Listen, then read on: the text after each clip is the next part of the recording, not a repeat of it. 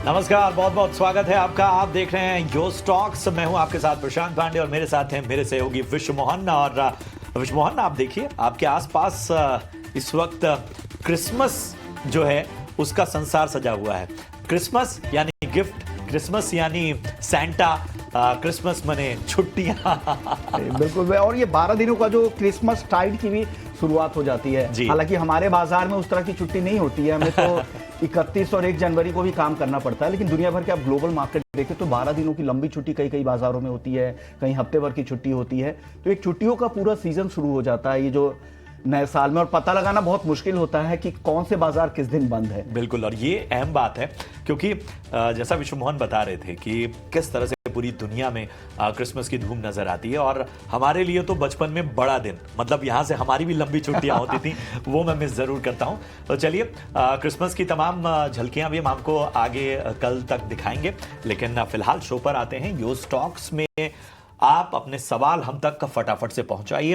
तरीका हर रोज की तरह बेहद आसान। आपके स्क्रीन के एक हिस्से में हम वो जरिया बताने जा रहे हैं जिसके जरिए आप अपने सवाल भेज सकते हैं, और टॉप पर भी हम वो नंबर फ्लैश कर रहे हैं। जी हाँ, यो स्टॉक में आप नंबर पर कॉल करके, व्हाट्सएप करके, मैसेज के जरिए, जो भी जरिए आपको पसंद आता हो, हम तक सवाल पहुंचाइए। यही नहीं, आप सोशल मीडिया और यूट्यूब पर भी कमेंट करके अपने सवाल हम तक पहुंचा सकते हैं। एक खास बात ध्यान रखने की जरूरत है कि मैं बार बार ये दोहराता हूं, और हालांकि उसका असर साफ तौर पर नजर आ रहा है, लेकिन फिर भी बहुत सारे दर्शक का जो शिकायत करते हैं कि हम उनके सवाल नहीं ले पाते। एक तो समय सीमा की पाबंदी, दूसरा सबसे बड़ा रीजन, अगर आप नजरिया नहीं बताएंगे कि आप शॉर्ट टर्म या लॉन्ग टर्म किस नजरिए से स्टॉक में राय जानना चाहते हैं, तो हम वो सवाल शामिल नहीं कर सकते। ये पक्की बात है, तो इसलिए नजरिया जरूर बताइए। चलिए, बाजार जो है वो काफी शानदार कह सकते हैं। क्रिसमस के मौके पर एक तरह से अपने आप को थामे हुए 23,850 के ऊपर इस वक्त आप देखिए निफ्टी।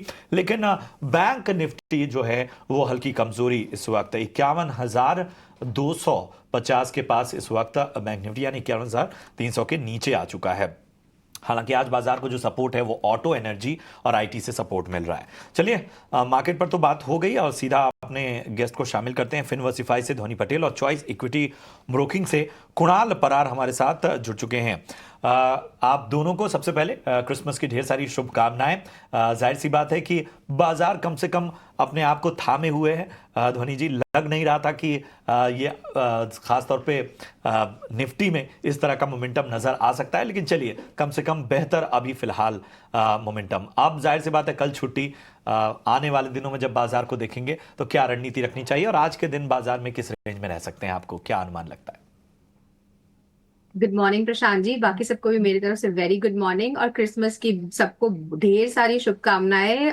होप ये नया साल भी जो आने वाला है वो सबके पोर्टफोलियोज में एक हरियाली लेके आए। और जहां तक इंडेक्स का सवाल है, निफ्टी के अंदर कल ही जब हमने क्लोजिंग शो करा था आपके साथ, तो हमने बताया था कि यहाँ पे एक बाइंग पावर जो है वो यहाँ पे वापस से यहाँ पे देखने को मिल रहा है निफ्टी 500 के अंदर। और overall mid cap, large cap, small cap में सिलेक्टिव बाइंग यहाँ पे देखने को मिल रही है। निफ्टी के अंदर अगर हम लेवल स्पेसिफिक बात करते हैं तो निफ्टी में डेफिनेटली एक बाइंग का रुझान देखने को मिला है। सपोर्ट लेवल जो है वो यहाँ पे ऊपर की तरफ शिफ्ट होता हुआ देखने को मिला है। हाल फिलहाल में ये जो बढ़त हमें देखने को मिल रही है, इसके लिए पहले जो सपोर्ट लेवल बनता है वो अब 23,600 का लेवल बन रहा है। 23,600 का लेवल यहाँ पे निफ्टी के अंदर बरकरार रहता है, तो ऊपर जैसे ही हम 23,900 क्रॉस करते हैं तो वापस से 24,200 तक के अपसाइड मोमेंटम जो है वो इंडेक्स के अंदर विटनेस करने को मिल सकता है।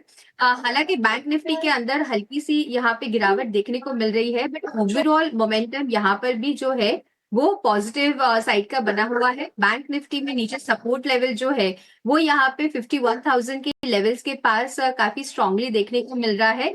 और आज के सेशन में ही जैसे ऊपर की तरफ में हम 51,400 के लेवल्स को क्रॉस करते हैं, तो ऊपर वापस 51,500 से लेके आपको 51,700 तक के एक बढ़त बैंक निफ्टी के अंदर भी देखने को मिल सकती है। तो ओवरऑल इंडेक्स में फॉर द नेक्स्ट 1 वीक यहाँ पे पॉजिटिव नजरिया बन रहा है। इंडेक्स को लेकर पॉजिटिव नजरिया यहां से बन रहा है। लेकिन चलिए, अपने दर्शकों के सवाल जवाब का सिलसिला भी शुरू कर लेते हैं। पहले दर्शक हमारे साथ मयंक बाफना है। मयंक जी, पूछिए, क्या सवाल है आपका? इनको 1400 से लिया हुआ था, 200 से आगे क्या करें, लंबे टाइम होल्ड करें या फिर लगातार नीचे जा रहा है? ओके, अदानी ग्रीन बिल्कुल काफी तेजी से नीचे आया है। सितंबर में, इस साल ही सितंबर में 2000 के ऊपर का भाव था, नवंबर में 1700 के ऊपर का भाव था। वहां से देखे तो तेज गिरावट आई है, आधा हो चुका है अपने हाई से। अब अपने मेहमानों से इन पर राय ले लेते हैं। कुणाल जी, आप बताइए क्या लग रहा है आपको, अदानी ग्रीन क्या होल्ड करने में फायदा है? इनको काफी नुकसान हो रहा है, 1400 पर खरीद है, भाव 1000 रुपए के आसपास है। सबसे पहले व्यू जानना जरूरी है कि कौन से व्यू के साथ लिया जाता है, शॉर्ट टर्म, लॉन्ग टर्म या मीडियम टर्म। क्योंकि अगर लॉन्ग टर्म की बात करूँ तो एक अच्छी खासी रैली आने वाले दिनों में स्टॉक दिखा सकता है। अच्छे खासे सपोर्ट के पास है, 1000 की 1000 के लेवल का अच्छा खासा सपोर्ट है। पहले भी सेम लेवल का सपोर्ट देके स्टॉक ने ऊपरी लेवल पे 2200 तक के लेवल दिखाए थे, तो we can expect the same. But अगर लॉन्ग टर्म का नजरिया है तो मैं कहूंगा कि होल्ड करके रखिए।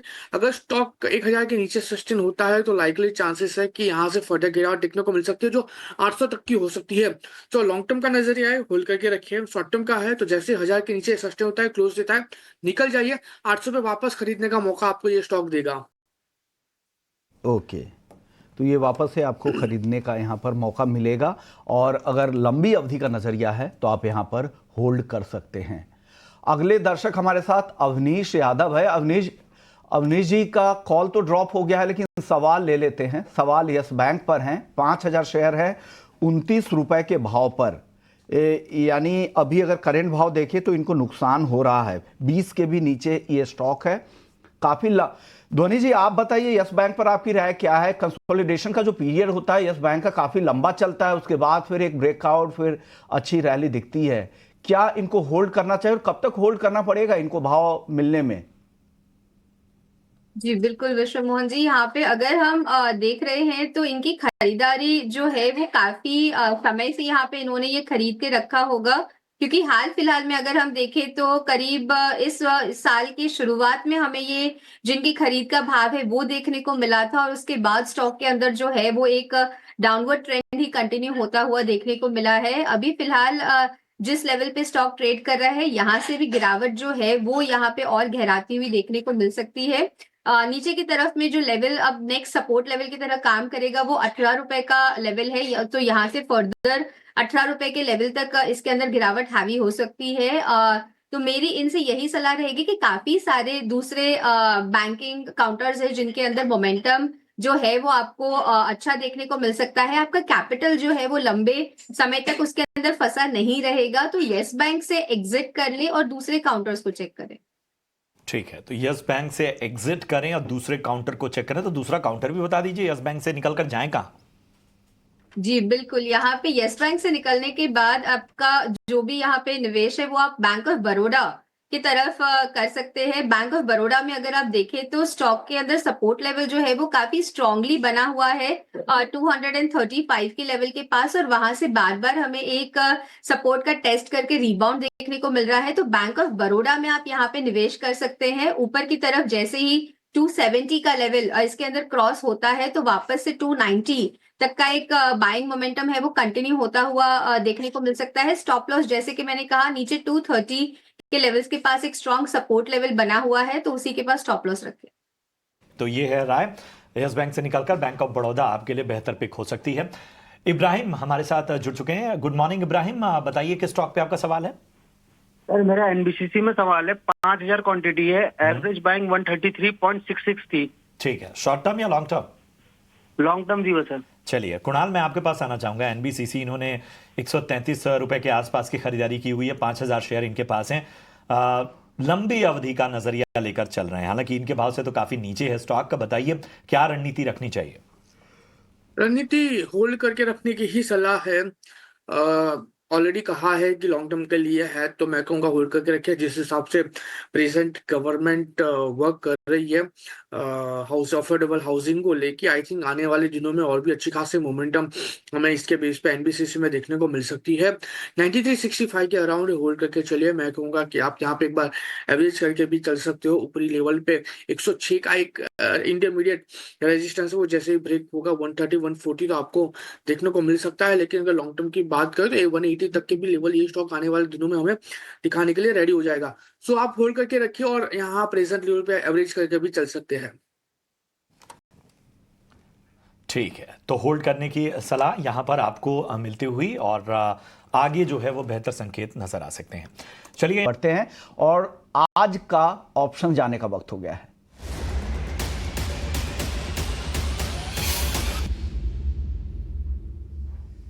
और ऑप्शंस के चैंपियन में आज हमारे साथ यस सिक्योरिटीज के लक्ष्मीकांत शुक्ला है। लक्ष्मीकांत जी बताइए, ऑप्शंस में आज आपको कहां मौके दिख रहे हैं? जी शुभ प्रभात। आज के ऑप्शन में रिकमेंड हमारी तरफ से रहेगा आईजीएल इंडस्ट्रियल गैस लिमिटेड का। हमें 410 का कॉल ऑप्शन नेक्स्ट मंथ के कॉन्ट्रैक्ट में लेना है, जो कि अभी करेंटली 11 से 13 रुपए के बीच में चल रहा है। तो यहाँ पर हमें एक कंसोलिडेशन ब्रेकआउट आता हुआ दिख रहा है डेली के चार्ट्स पर, प्लस इसी स्ट्राइक प्राइस पर लॉन्ग बिल्टअप भी बनते हुए दिख रहे हैं। आज का जो ब्रेकआउट आया है वो bullish belt hold candlestick pattern के साथ आया है और पिछले कई दिनों से ये अपने शॉर्ट टर्म मूविंग एवरेजेस को भी डिफेंड कर रहा था। तो ओवरऑल अपसाइड का मोमेंटम दिखाई दे रहा है कमिंग मंथ में। तो 11 से 13 के बीच में इसका 410 का नेक्स्ट मंथ का कॉल ऑप्शन आप बाय करें। यहाँ पे जो टारगेट रहेगा वो रहेगा 23 रुपीज का और हमें 7 रुपीज का स्टॉप लॉस मेंटेन रखना है। जो मैक्सिमम रिस्क बनता हुआ नजर आ रहा है वो आ रहा है 6875 का, और अगर एक्सपेक्टेड टारगेट अचीव होते हैं तो जो मैक्सिमम रिवॉर्ड है वो है 13,750 रुपीज का। 4% से ज्यादा स्टॉक चला हुआ है करंट लेवल पे, रिस्की थोड़ा होगा या वेट करना चाहिए ये ऑप्शंस खरीदने के लिए? जी थोड़ा सा डिप पर बाय करेंगे तो ज्यादा बेहतर रहेगा, इसीलिए जो रेंज बताया गया वो 11 से 13 का बताया गया है। चलिए, तो आप वो डिप में खरीदने की सलाह दे। फंडामेंटल्स भी आज सपोर्ट कर रहे हैं। खबर ये आ रही कि सीएनजी पर ड्यूटी में कटौती की उम्मीद है, उससे सारे सिटी गैस डिस्ट्रीब्यूशन कंपनियां चल रही हैं और वहां पर आईजीएल में भी 4% से ज्यादा की तेजी दिख रही है। शुक्रिया लक्ष्मीकांत जी, आपने वक्त निकाला और आईजीएल के ऑप्शंस पर राय दी। 410 की कॉल खरीदने की सलाह, 11 से 13 के बीच में लोअर पे लेवल पे खरीदने की कोशिश करें। टारगेट 23 का दे रहा है इस प्रीमियम का और स्टॉप लॉस है 7 का। लेकिन ऑप्शंस को लेकर एक डिस्क्लेमर जानना बहुत जरूरी है कि एफएनओ ट्रेडिंग में 10 में से 9 लोगों को नुकसान होता है। एफएनओ ट्रेडर्स को औसतन 50,000 रुपए का नुकसान होता है। सेबी की तरफ से ये रिस्क डिस्क्लेमर जारी किए गए हैं, तो इस रिस्क डिस्क्लेमर को समझे उसके बाद ही आप ऑप्शन ट्रेडिंग में जाएं। चलिए अगले दर्शक का सवाल ले लेते हैं। अनिल कुमार हैं चंडीगढ़ से।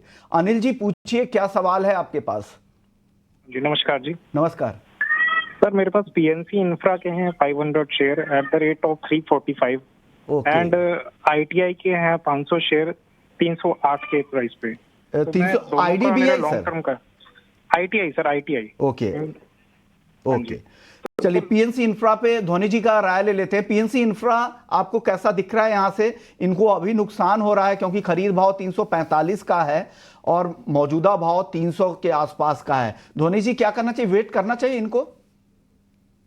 यहाँ पे विश्व मोहन जी, ओवरऑल जो चार्ट स्ट्रक्चर है इसका वो बेरिश साइड का है। इन्होंने जो खरीद करी है वो हाल ही में यहाँ पे पिछले 2 हफ्तों में जो स्टॉक के अंदर एक उछाल आया वही की खरीद भाव इनकी लग रही है और वहां से यहाँ पे स्टॉक के अंदर वापस से एक गिरावट देखने को मिल रही है। इनफैक्ट अगर आप वीकली स्ट्रक्चर देखें तो वीकली स्ट्रक्चर में 285 के लेवल्स तक इसके अंदर गिरावट देखने को मिल सकती है। हालांकि ये जो है वो एक सपोर्ट लेवल की तरह भी काम करता हुआ देखने को मिल सकता है, तो होल्ड करने की सलाह रहेगी। आप नीचे की तरफ में 285 का यहाँ पे स्ट्रिप स्टॉप लॉस मेंटेन करिए। अगर ये लेवल इसके अंदर गिरावट में हावी होता है तो इसके अंदर एक फर्दर ब्रेकडाउन देखने को मिलेगा, बट अगर ये लेवल यहाँ पे सस्टेन करता है तो आपको वापस से इसके अंदर बढ़त देखने को मिलेगी। तो होल्ड करना है 285 के स्टॉप लॉस के साथ।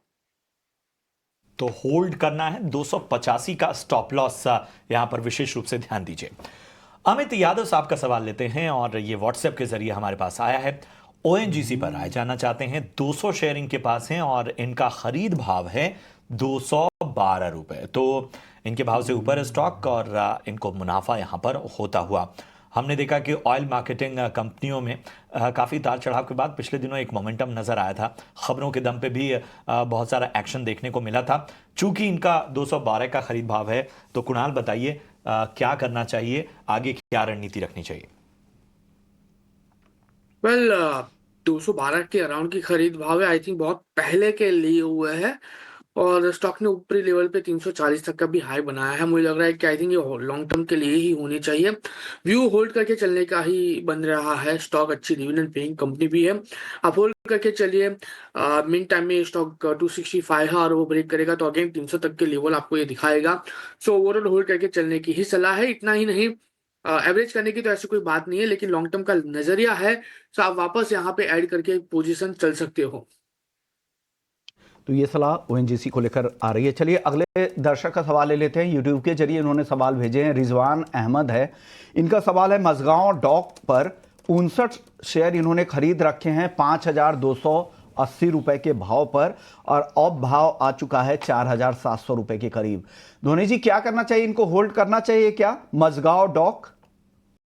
जी जी बिल्कुल, यहाँ पे होल्ड करके चलना चाहिए। ओवरऑल स्टॉक का जो पेरेनियल ट्रेंड है वो बुलिश साइड का है। वीकली स्ट्रक्चर पे भी अगर आप देखें तो वापस से स्टॉक फ्रेश मोमेंटम ब्रेकआउट के लिए रेडी हो रहा है। नीचे की तरफ के जो इसके 20 वीक का ईएमए है उसको रिटेस्ट करा है, वापस से सपोर्ट लेवल कायम करा है और वहां से अपवर्ड मोमेंटम देखने को मिल रहा है। तो डेफिनेटली होल्ड करके रखे, स्टॉप लॉस खास करके नीचे मेंटेन करके रखे। 4380 का लेवल सस्टेन करता है स्टॉक यहाँ पे, तो ऊपर की तरफ 5860 का जो इसका प्रीवियस हाई था उसको ब्रेक करके फ्रेश हाइज भी बनाएगा। तो ये सलाह रिजवान जी के लिए मझगांव डॉक पर है। शुक्रिया आपका धोनी जी, आपने वक्त निकाला, हमारे दर्शकों को गाइड किया। जाते जाते कुछ डिस्क्लेमर देना चाहेंगे? जी बिल्कुल, यहाँ पे जो भी स्टॉक्स हमने डिस्कस करे हैं उनमें क्लाइंट्स को रिकमेंडेशन दी गई होगी, मेरी पर्सनल कोई पोजीशंस नहीं है। ओके, शुक्रिया मैम।